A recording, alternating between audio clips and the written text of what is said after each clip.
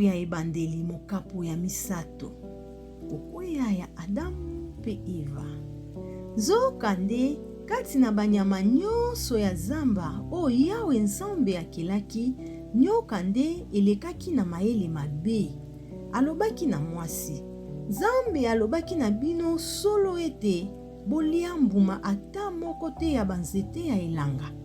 Mwasi azongisaki epai ya nyoka, toliaka bambuma ya banzete ya elanga, kasi na oyo etali mbuma ya nzete oyo ezali na katikati ya elanga, Nzambe alobaki bosengeli te kolia yango, pe bosengeli te kosimba yango, noki te bokokufa.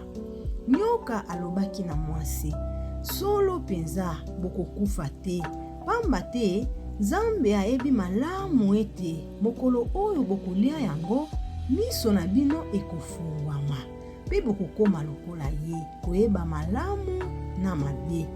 Mwasi amonaki ete mbuma ya nzete ezali elengi mpona kolia, kitoko mpona kotala, pe malamu mpona kofungola mayele. Boye azwaki mbuma pe aliaki yango.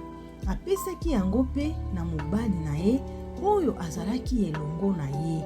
Bongo ye pe mobali aliaki yango. Mbala moko miso na bango mibale efungwamaki, pe basosolaki ete bazali bolumbu. Boye basangisaki makasa ya nzete ya figi pe bamizipaki.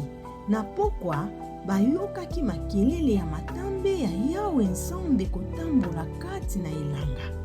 Boye mobali pe mwasi babombamaki kati na banzete ya elanga mpona kokima Yawe. Kasi Yawe Nzambe abengaki mobali pe atunaki ye, ozali wapi?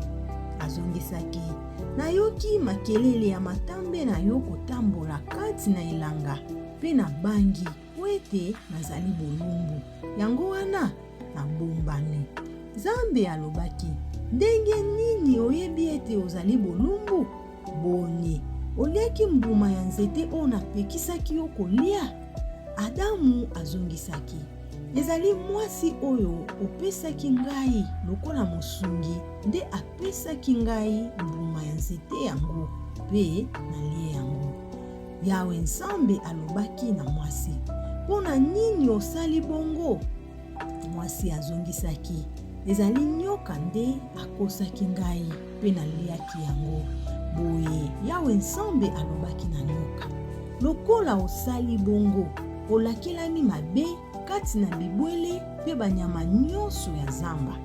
Okotambola na libumu, pe okobanda kolia putulu bomoi na yo mobimba. Nakotia koyinana kati na yo pe mwasi, pe kati na bakitani na yo pe bakitani na ye. Bakitani ya mwasi bakonyata moto na yo, pe yo okoswa bango na litindi.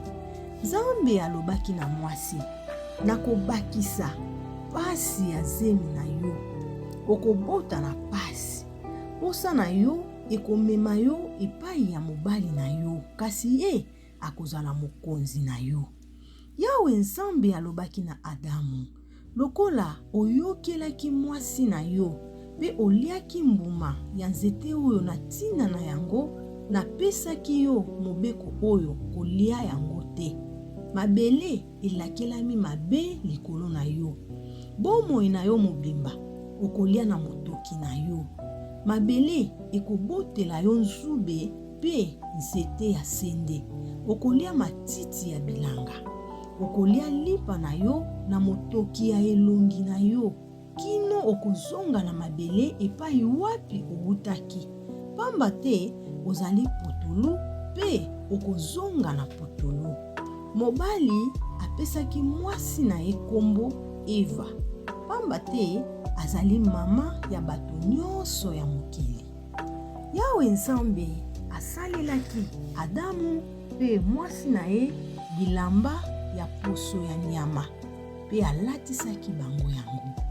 Yawe Nzambe alobaki, tala, moto akomi lokola moko kati na biso mpona koyeba malamu pe mabe. Sikoyo esengeli te kopesa ye nzela ya atia loboko na ye mpo na kozwa lisusu mbuma ya nzete ya bomoi mpe kolia yango, noki te aumela libela na bomoi. Boye Yawe Nzambe abenganaki ye na elanga ya Edeni po ete asala mosala ya mabele epai wapi awutaki. Nsima na kobengana moto, atiaki basheribe na ngambo ya este ya elanga ya Edeni na mopanga ya moto oyo ezalaki kobaluka bipai na bipai mpona kobatela nzela ya nzete ya bomoi.